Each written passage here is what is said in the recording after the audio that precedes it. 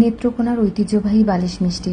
আমাদের এই বালিশ মিষ্টির ক্লাসে যা যা করানো হয়েছে, পারফেক্টভাবে ছানা তৈরি করে দেখানো হয়েছে, যে ছানা দিয়ে আপনারা পারফেক্টভাবে যে কোনো মিষ্টি তৈরি করে নিতে পারবেন। আর এই ছানার সাথে কোন কোন উপকরণ মেশালে বালিশ মিষ্টি একদমই পারফেক্ট হবে সেটাও দেখানো হয়েছে। আর মিষ্টির জন্য সঠিক যে ঘনত্বের একটা চিনির শিরা দরকার হয় সেটাও আমাদের এই ক্লাসে দেখানো হয়েছে।